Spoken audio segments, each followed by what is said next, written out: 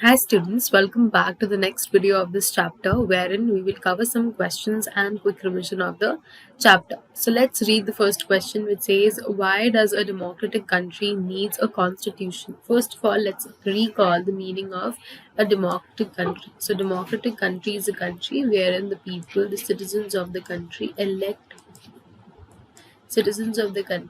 their political leaders through the process of voting. So basically the citizens elect their representatives whom they want to govern the country through voting. Representatives through voting. So this basically means that each and every person has an equal say and equal right in the country to elect their representatives, and each and everybody is given equal rights. So democratic country means this. And why does a democratic country needs a constitution? So basically constitution has rules and regulations, right? A written document on which the rules and regulations are written. So constitution is important because it lays down certain rules and regulation which everybody has to abide by, and it also throws some basic ideals which tell the nature of the society. Basically all the pointers that we discussed in the previous video, wherein why do we need a constitution, is an answer to this question, that a democratic country needs a constitution because constitution throws some basic rules and regulations which each and every person has to abide by. The rules and regulation basically also tells the judiciary, executive, and the legislature as in how to govern the country, how to govern the people of the country. So basically it tells the way as in how a country should be governed. So that is why we need a democratic country in that is why we need a constitution for the democratic country. Also, as we know that in a democratic country the people elect their representatives, so it is quite obvious that the political leaders who are in more power than the citizens can misuse their power in for dominating the less powerful group like us, that is the normal citizens of the country. And the constitution is required because it safeguards. So the very first point is that it basically throws basic idea about the nature of the society, about the nature of the society. The second thing is that it lays down some rules and regulations.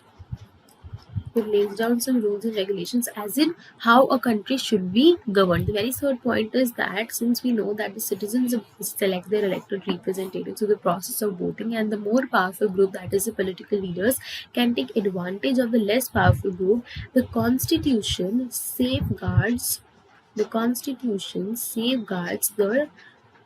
less powerful group. Also, the majority community in India can always dominate a minority community, and the constitution safeguards the minority community also. Also, the constitution guarantees the fundamental rights. It guarantees certain fundamental rights which apparently make India a democratic country, So, a democratic country needs a constitution, since a constitution lays down certain rules and regulations as to how a country should be governed. The second reason is because that in a democratic country, people elect their representatives, and so it is possible that the political leaders dominate the less powerful group, and the majority dominate the minorities. And so, in order to safeguard the less powerful and the minority communities, Constitution had laid down some rules and regulations to safeguard those people. Third is that the Constitution lays down certain fundamental rights like right to equality, right to follow any religion, right to constitutional and educational rights, right to constitutional remedies, and so on and so forth, which makes India a democratic country, and that is why a democratic country needs a constitution. Moving on. What would happen if there were no restrictions on the power of the elected representatives? So as we know that elected representatives are apparently more powerful than the normal citizens. Elected representatives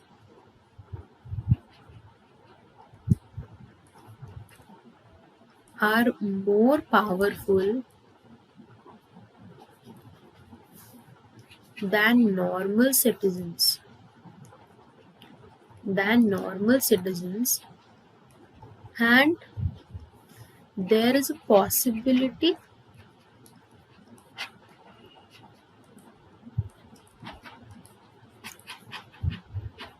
that they dominate the less powerful group.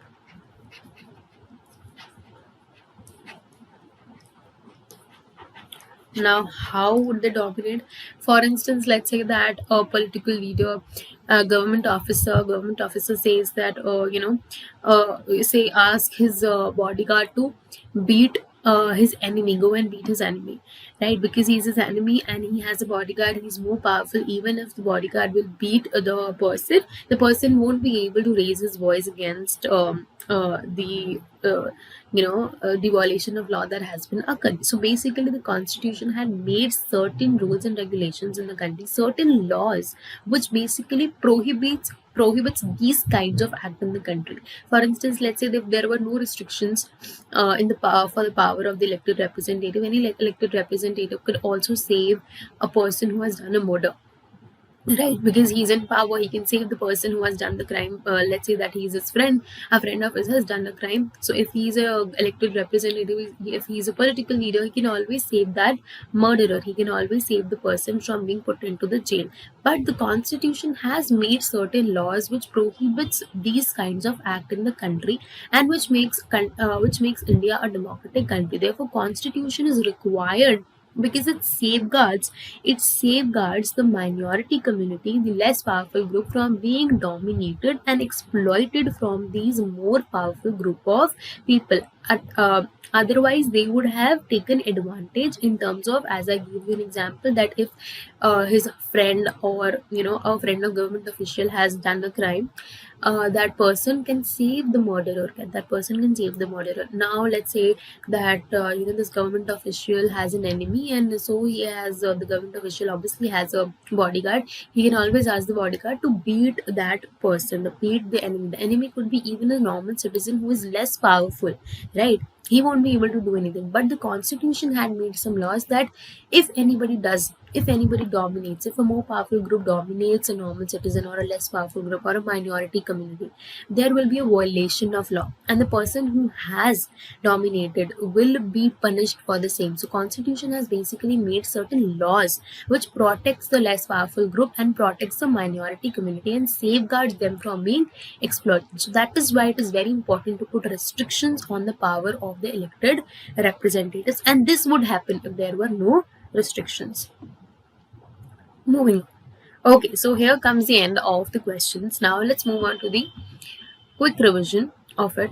Okay, so as I told you that there are some certain rules and regulations in a country, like in a sport. So in a sport we need rules and regulations so that there are no unnecessary fights and chaos between the two players. In a similar way, there are rules and regulations in a country so that there are no unnecessary fights between the two religions or between the two castes, between the two genders. So basically, there are certain rules and regulations made by the political leaders of the country through common consensus for a peaceful governance of the country. And all those rules and regulations are written on a document which is called as constitution. And as we know, the constitution basically has some importance. And why do we need a constitution? There are some functions of constitution. So the very first function is that it tells a fundamental nature. It defines the political system, as we discussed in the case of Nepal, ensures that a dominant group does not use its power against a less powerful group. Yes, as we discussed in just the previous slide, as in the constitution had made some laws which protects and safeguards the minority group. helps us protect against a certain decision that could have an award. Definitely, as in the example that we discussed, in that constitution saves us from ourselves, wherein two people who are going on a drive does not want to put a seatbelt because it is quite uncomfortable to do so. But since the constitution, since the government has made such a law that you need to, it is compulsory to put a seatbelt, otherwise you will have to pay a penalty for it, and nobody wants to pay the penalty, obviously. So everybody will put a seatbelt, even though it's not comfortable. Everybody will put that, and it will eventually save people from a lot of damage in case that they meet an accident, or it will basically help them to slow down. It will actually help them to not face a lot of damage, even if they meet an accident, and that will they realize after in the long run that okay, seatbelt is very important because it saves a lot of people, and it saves the interest of larger population, and that is how we can say that constitution saves us from ourselves. The key features of the Indian constitution are okay, so moving on after the importance of the constitution and why do we need it, let's move on to the key features of it. The very first is the federalism, separation of power, parliamentary form of government, fundamental rights, and secularism. In federalism, we read how a country which is more than one level of government is known as federalism, and we have three levels of government. We have central government, we have state government, we have local government, that is village panchayat, etc. And this makes India a federal country since we have three levels of government, and all the three levels of government has their allocated sectors.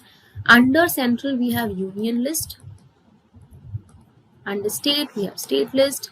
And district, we don't have any particular list, but we have a third list, which is concurrent list, and all sectors which are written under concurrent list are basically undertaken by any of the two, central or state. Moving on. Separation of the power. Separation of the power is basically nothing but there are three organs of the government: legislature, executive, and judiciary. Parliamentary form of government. Each and every person has the right to vote and elect their elected representative. Fundamental rights. Fundamental rights. The constitution guarantees some fundamental rights like right to equality, right to freedom, right to constitutional remedies, a right to follow any religion, so on and so forth. We'll discuss all the six fundamental rights in the next slide. Secularism. Secularism is basically that a country which does not promote only one particular religion but basically supports all the religion, and each and every religion is equal for the country, is known as a secular country, is known as a secular state. By state we mean a country only. Okay. So there are six fundamental rights. Right to equality, that is each and every person is given equal rights and equal say irrespective of the gender, religion, and caste. Right to freedom, that each and every person has the right to move freely from here to there, can follow any occupation and profession of his wish until it's legal, and has a right to form associations, to protest against the government, to form organizations, so on and so forth. Right against exploitation is that basically no worker can be forced to work in a bounded wage, or no worker can be forced to work overtime and not being given wages, and no child below the age group of 14 can be forced to work in an area which has hazardous gases. So this right to basically safeguard the vulnerable part of the society, that is the workers, from being exploited by the factory owners. Right to freedom of religion. And why does this exploitation happens? Because there is unemployment in the country. People do not have job, but they're willing to do the job. So that is why even though they get a job which has very less wage, they do that because they do not have any other job and they have to earn their living in order to survive. So they take the job, but the factory owners take disadvantage of them. They misuse them and they ask them to work overtime even when they are not increasing their wages. So in very less wages, they ask them to do overtime and they give them very less wages. So they basically exploit them. So this particular right basically protects them from being exploited. In case that any factory owners behaves like this to the worker, he or she can go to the court anytime and ask for the justice, right? And the person who is exploiting the right can be punished for the same. So right to freedom or religion, that each and every person has the freedom to follow, propagate, profess any religion that they want to. Cultural and educational rights says that any religion, any religious community has the right to form their institutions to promote their culture and religion, like we see Sikh schools, Christian schools, so and so forth. Right to constitutional remedies protects and safeguards all the rights that we have read above. That is, it gives the right to the people. This right gives the right to the people to go into the courts and ask for justice in case anybody violates their any five of these laws. So this right basically gives the right to the people to go to the justice and ask for the to go to the court and ask for the justice in case they feel that any of their these five rights have been violated. Okay, moving on. The Constitution also plays a section called the Directive Principle of State Policy. To ensure greater social and economic reform, they serve as a guide to the independent India state of the institution. Yeah. So we discussed that there are some rights in the country which you need to follow, otherwise you will be punished. But there are some guidelines also which are also for the betterment of the society, but they are not rules and regulation. So in case that you do not follow them, you won't be punished for the same, but it is advisable that you follow these guidelines because they are also for the betterment of the society as laws. They are also for the betterment of the society. They are also for the welfare of the society. So it is advisable that you follow those guidelines because it ensures greater social and economic reforms in the country. These are not laws because these are not laws that you will be punished if you violate them or you not follow them, but these are some guidelines which you are advisable to follow because they are also for the betterment of the society as laws are for the betterment of the society. So if you follow them, it will ensure social and economic reforms. So this brings us to the end of the chapter. We'll connect in the next video. By then, thank you so much for joining me on Study Room.